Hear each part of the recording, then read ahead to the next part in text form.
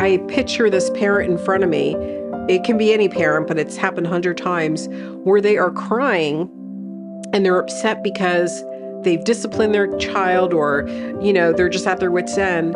And they're like, but I'm trying everything. Like, I've taken them to 5,000 programs and I'll remortgage the house. Like they're just digging deep. And I'm like, take a breath. And like, all you need to do is be the parent. Let us do the heavy lifting.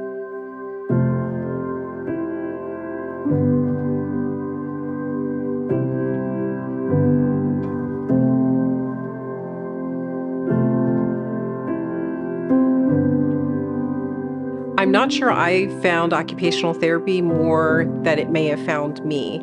So as I started college, right out of high school, I wasn't really successful, struggled through college. I failed my first year.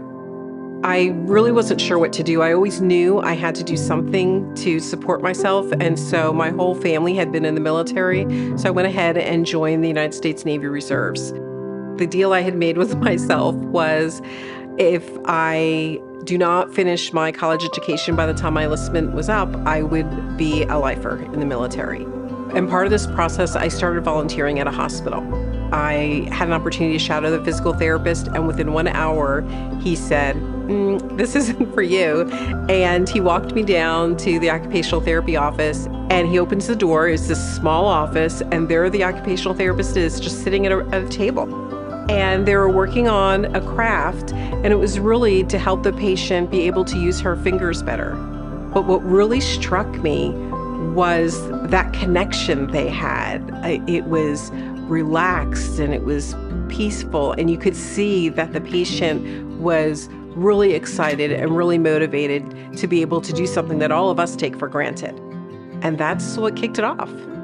As time went on, I went ahead and finished school. I went ahead and finished my bachelor's degree. I went ahead and pursued my master's degree in occupational therapy, and then went on with life, right? I had my career, decided I wanted to be a mom, had my daughter, and around kindergarten, we found out that she was having difficulties in school. And we couldn't figure out why she was having difficulties, because she was working really hard. Regardless of how much I worked with her, it didn't make it better. So we ended up flying out of state and realizing that she had dyslexia when she was tested. Shortly after she was tested, I got tested, and our test results showed that we both had dyslexia. And for me, that was a real aha moment and explained a whole lot of my academic struggles. I think of all the academic degrees I have ever gotten, my bachelor's degree was the one that meant the most to me, because it took me 9 years. That was failing algebra 6 times, physics 3 times, chemistry 3 times, and it was just doing the grind and getting through it, studying, not understanding why it was so hard, but just getting it done. I went ahead and decided I was going to help her. I was going to use the skills I learned as an occupational therapist, and I was going to use them to work with her and help her with dyslexia. I felt like it gave her hope and me hope that she wouldn't end up having the life I had. And not only did it help her, but I had other people asking me if I could help their children. And that's when I founded Dyslexia Center of Tulsa. And so I had the opportunity to serve hundreds of children over the past 11 years.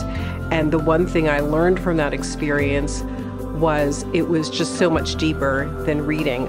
I needed to have a deeper understanding of it. So I ended up going back to school, and I finished my doctorate degree in occupational therapy, and my research emphasis was on the lived experience of dyslexia. What is it like to live with dyslexia? And I realized what was happening was we weren't meeting our clients where they were, and where they were areas of poor self-esteem, depression, anxiety, and suicide run really high in dyslexia. Think about little kids. They're curious. When they're little and in kindergarten, they stand on the stage. They want to be a fireman. They want to be a doctor. They want to be a nurse. When does that dream die? And it shouldn't have to die because they don't think they're good enough. That shouldn't be the reason. There needs to be more substantial reasons why you make a career choice or any choice in any hobby or activity you want to do. And it shouldn't be linked to you feeling you're not worthy enough, or you're not good enough, or you don't deserve it. As adults, we have choices. We can decide who we want to spend time with. We can reach out to our friends for support. We can go work out. We can do whatever we need to do to fill our tank. Children don't have choices. They are a byproduct of what's going on around them. And so the family is their core support system. That was the inspiration behind DyslexiaRx, was let's bring the family in. We are not a reading program. Right? So we're not doing that traditional, let's learn phonics, or let's learn how to read, or let's learn how to do academics. We'll be talking about things like mindset, stress, coping skills, how the child can advocate for themselves. So it'll cover a variety of topics, and they'll also be able to join a private Facebook group where they're going to meet other parents that are having similar experiences and just have this soft place to land and build a community. If we can develop that growth mindset and develop that grit, we can go much further than any type of academic intervention that's out there.